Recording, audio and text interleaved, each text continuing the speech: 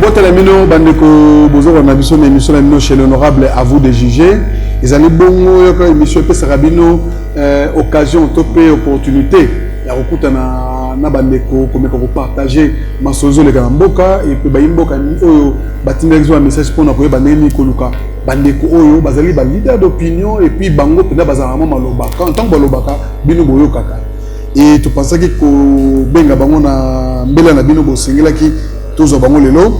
Alors, si j'ai passé tout solo les ali, moi Mike, et puis les ali, ils ont besoin de toucher la population. Alors, pour tout le monde d'émission, nous sommes là, nous avons d'abord Kolatsabino, où tu es ici comme invité, nous avons bien mis émission Lelo.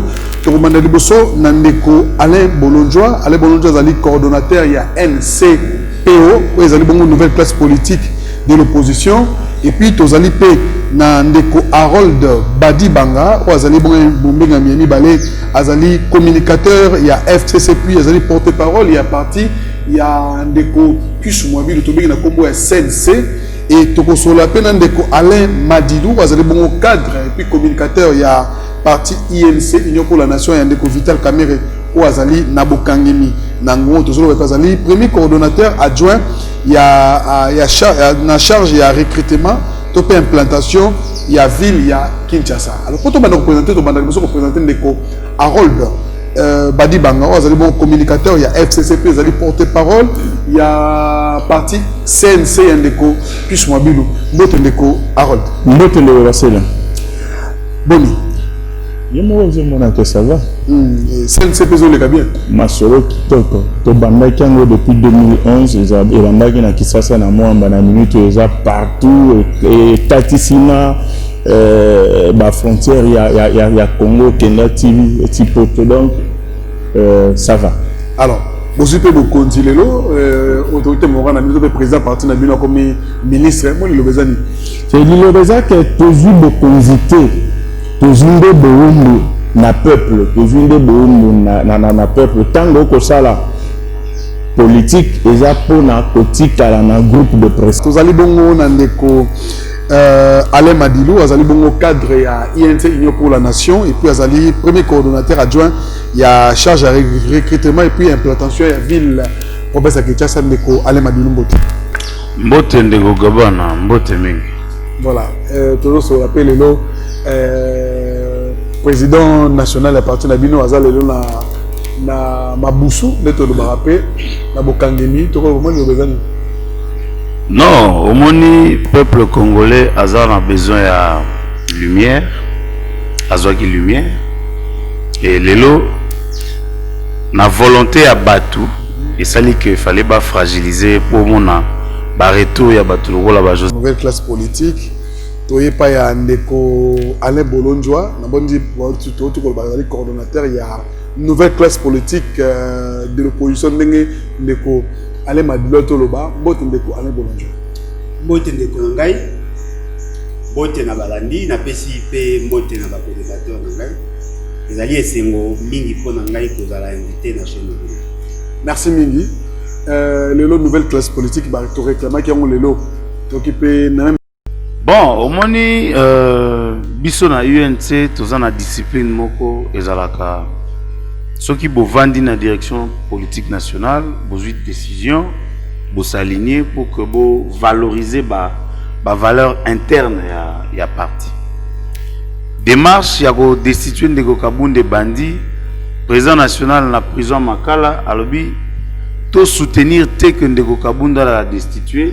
Il y a 17 députés à UNC votaki contre cette destitution. Mais bon, malheureusement, il y a eu une majorité où il salaki que va destituer.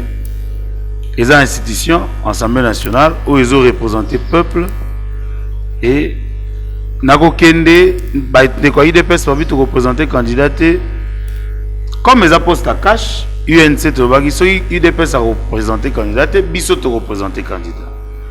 Mais il s'agit que sali référence dans la présidente de la République pour l'arbitrage na bango, poni candidat moko, président national, la direction politique nationale na Bisso to vandi, to tablé que il faut soutenir candidat ya UDPS. Moi je pense que il faut reconnaître la séparation de pouvoir. Assemblée nationale est une institution. Conseil d'État a une mesure conservatoire. Pour preuve, au moni général, ayaki ko empêcher les députés. Kokota abi ba pesa qui ordre verbal, il y a ko empêcher les députés. C'est na katia notification ezalaki que balongola na ordre du jour élection, puisqu'il y a plainte. Bon, moi je pense qu'il y a aussi un problème de forme parce que le calendrier était déjà lancé. Okay. Donc, il fallait passer avant, ça c'est le droit, c'est-à-dire avant calendrier Zala. Mais calendrier Zala qui déjà, mesure conservatoire en ayé, je pense que, bon, sur le plan forme, on a jugé en côté, mais individu, paralyser l'institution. Et discipline et l'incolobateur, tant que le président de la République est garant de la nation, à intervenir dans le conflit interne et à parti politique. Moi, je pense, en toute humilité, Ndeko Kabound, il fallait s'aligner. Ça, c'est pour être impartial. Il fallait respecter la hiérarchie, choix la hiérarchie, parce que il risquer sa parenté. Il y a le bazar parti, il y a Mboka, parce que qu'un chef de l'État a géré ma partie. Il y a un lobby qui est référence dans autorité de référence. Avec ça l'arbitrage, n'a pas problème. Autorité de référence, il y a parti toi Mboka, c'est ça la question comme ça. Autorité morale de référence. Voilà, ça c'est le mot de l'UDPS. OK. C'est-à-dire à respecter. Comme il s'apparentait, on dirait conflit moko entre, c'est-à-dire comme une guerre. Ils ont bien été. Institution président de la République a mérité mieux que l'attitude moko ya ba brebis égarée. C'est-à-dire awa Assemblée nationale est une institution mususu, Conseil d'État est une institution mususu. Na principe de séparation de pouvoir normalement. Assemblée nationale a un règlement intérieur na azana maramna salaka. Ba mesure conservatoire oyo ils ont makana Conseil d'État et qui ont entravé fonctionnement de l'Assemblée nationale. Là, il faudrait que nous soyons clairs. Okay. Donc, le faire au Salayango, moi je pense que les hommes même abisso neti na dérive moko. Bano bagoya sima, bagozwa ba référence ya magambo au Salamalelo pour que la désorienter et c'est pas bien pour le changement de ce pays. Dans le foot, il y a 1000 balles, monnaie et zalaki na dévaluation. Tout ça qui n'a mis na 1600 Joseph Kabila Bazolo Batika et l'autre côté Atika qui dollar à 1650 ou 1700 oui les autres qui n'a presque 2000. On a argument il y a député. C'est normal qu'il réclame, mais il faut pas décider. Il faut que le ministère du budget, ministère des finances, Banque centrale, statuer Batala, est-ce que c'est le moment de le faire? Ce qui est au Sali Yango, et bon homme militaire de Kouaouti Koloba, et bon huissier, le dernier de l'administration publique, surtout que maintenant, Mboka Nyonso, en dehors de la République démocratique du Congo, Mboka Nyonso passé situation chaotiquement économique du na corona. Donc c'est important. Et puis Mboka normal avant ils ont la décision en Nengona. Pour ceux qui ne le savent pas, on a la salle qui moi calcule, ça va faire 500 000 $ américains de plus par mois. Okay. Et que vous wapi? Et puis ceux qui est est-ce que vous pouvez ça les na ba oyo bas vendu 2-3 mois sans être payé alors qu'il y a les fonctionnaires de l'État après avoir presté pendant un mois, Azumbo Réseau n'a même pas la poche alors que c'est en francs. Ce n'est pas normal. Harold, à l'autre de Alain Madilou, il y a le Bénin. $2000. Ils ont mouqué $2000. Dans le monde aux alliés, ils sont importants, $2000. Fonctionnaires ont touché 100 et quelques mille francs congolais. Bon, dans qui honorable Bertin Mobonzi, il y a UNC. Azaki contre des marchouana. Il n'y a pas ça député. Ouais. Azaki contre des marchouana. Namoni ndegomoko na Bandundu. na 2 bassins ya mbisi 30 000 francs. Ça dit suffit que l'État soit mbongo atia côté kuna pour que tout lia bien. Pour les lotos importe kaba mbolongo, tu importe kaba biloko to ko importer té ezao. Mbolongo Thompson. Importe kanyoso. OK. Na ba cure-dent, tu importe cure-dent. Moi je pense que tant que tu es na pouvoir cash, tu suscites qui espoir na peuple. Démarche à Assemblée nationale, et ça démarche à l'Elote, il faut regarder les dates. Et ça démarche à Kala, pour le Premier ministre à réagir en fonction d'Ango. Mais au Senga, gouvernement est changé cible, c'est-à-dire va comprendre que cible est le peuple d'abord. Tant que tu lobby le peuple d'abord, je pense que sur ce point-là, tout ça n'a commun accord. Parce que peuple les a bateau va ça na institution te. Peuple les a bisonioso. Muto amoni mbisi na 30 000 ekende na ba intérêt ya peuple.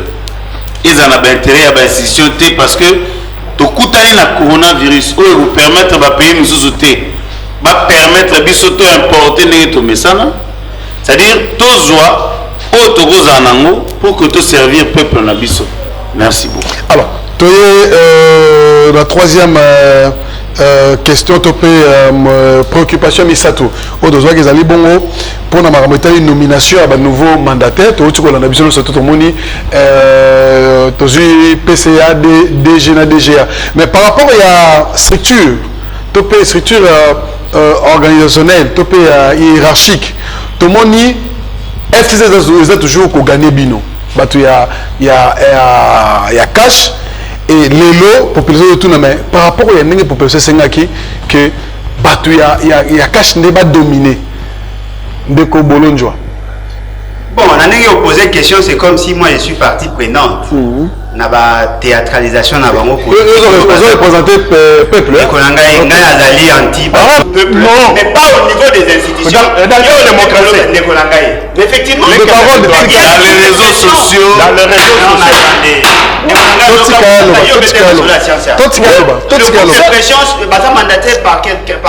par quelle structure? Les groupes de pression parlent au nom des membres des groupes. La volonté à peuple sont ignorées.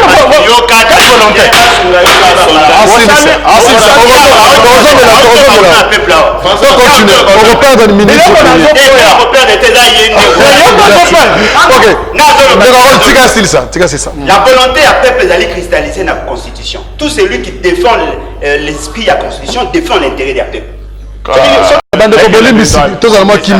Alors awa to solo la likamotali ba vie ya bande ko surtout to la biso to poser procès à 100 jours o ba to bengo le procès Vital Kamerhe to moni ndenge le kaki par rapport à la preuve ndenge le kaki ce qui n'a pas na bino mona ki ba preuve to mona preuve te ils dépendre na ba opinion na bino pour la sentence à Vital Kamerhe to quelqu'un na 10 minutes pour la sentence il y a juge pour na juge pour na verdict à Vital Kamerhe bon moi on par rapport à la preuve ndenge ba présenter qui ce que ça acte ça qui te dépend de ko exception de ko par rapport à ndenge juridiction l'équipe bon moi ndenge par rapport à Marometali Vital Kamerhe ndeko ngai na loba ngo na ko continuer ko loba ezali procès moko cosmétique. Bazali ça justement pour la kolinga ko permettre à ce que l'opinion a consommé et loko bazali ça pour nanga ezali net aventure et loko ali bosso ezali bazuzi ko nanga makama ba juge na ba ko pesa sentence na bango mais boko se rendre compte que to ko kene libanda ya likambo biso to zali na posa. Monsieur Félix, c'est quel ndeko nanga yo beta détournement ezali dossier ezali munene ko leka bazali ko présenter bino. OK, ça biso. Monsieur Félix, c'est quel de manière unilatérale, c'est permis, le quoi Gérard Parti, il s'est permis de représenter un programme de gouvernance en violation de l'article 91 de la Constitution. À ça, le programme n'est prophétique, parce que l'objectif est à mon côté et atteint. Aïe a présenté un mot devant base. La moindre de choses, tant que ça, le programme n'est en violation de la Constitution, ce qui a été toléré, que la usurpation à Cameroun. Ils ont présenté un programme. Déjà dans la conception, il y a eu des faiblesses. Beaucoup de faiblesses. Depuis le mois de mars, l'année passée, on a critiqué le programme où on se rendre compte que parce que c'est mon domaine de prédilection. Il présente un tableau synthèse, 488 millions de poussières. Dans le tableau, on a ventilé en haut de la sorte. 240 millions de dollars pour le secteur routier, pour la route. Il y a 2217 km de route en terre au niveau national. Il y a 12 000 dollars par kilomètre. Biou, Bameli. Babaki va recevoir la saut de moutons. 9 sauts de moutons dans le premier tableau. Il y avait un autre saut de moutons dans 16, ça fait 10. 22 500 000 dollars plus 2 500 000 babaki na C1. Ndekolangai, balobaki ba réhabiliter ba école, na ba hôpitaux. Ba hôpitaux na domaine de la santé, ba tchaki 46 millions de dollars, 10 millions pour la ressource babakisi, 36 millions de dollars pour na équiper pour réhabiliter ba hôpitaux. Maman yemeza na 4. Balobaki 34 millions de dollars pour la réhabiliter ba école pe na équiper yango. 139 écoles. Na kati wana ba école ba tchaki ba saki publicité à lemba wana ezaliti siko ba obeta biso ba chuki balobiki ba saki misala. 57 millions de dollars pour les logements sociaux. Boye baké, logements sociaux, bandako batongi naka, ça n'a rien à voir avec le programme il y a 100 jours. Ça c'était une improvisation, il y a M. Félix Tshisekedi. 65 600 000 pour la réhabiliter port ya Kalemi. Na tableau mususu ndeko nanga yondo lobi. Na tableau mususu na C, il y avait 196 millions non intégrés dans le tableau synthèse. Et le fonds était disponible pour battre la centrale électrique à base de gaz.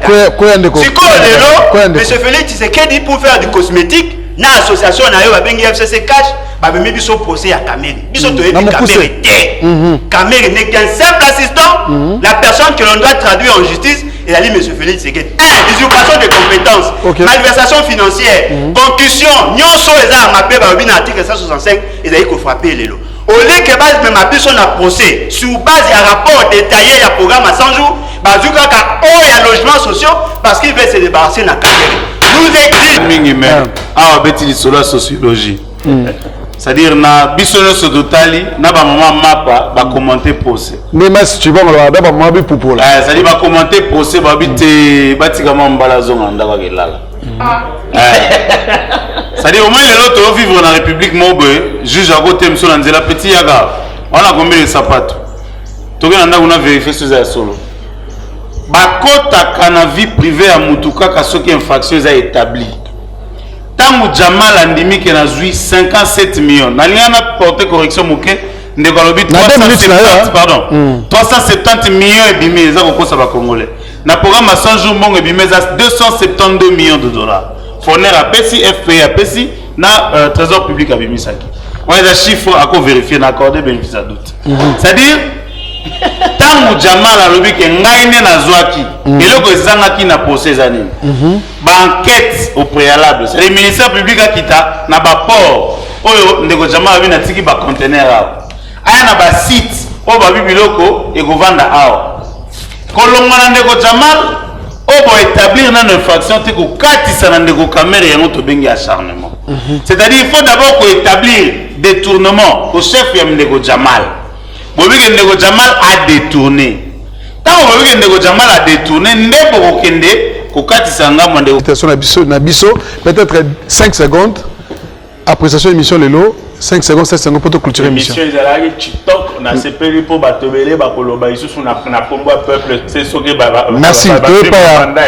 Merci Ndeko. Féliciter d'abord. En tout cas, tous en été sur l'invitation. Merci beaucoup na Bandeko Bolandi Biso. Merci na Bandeko ba réagir. Na émission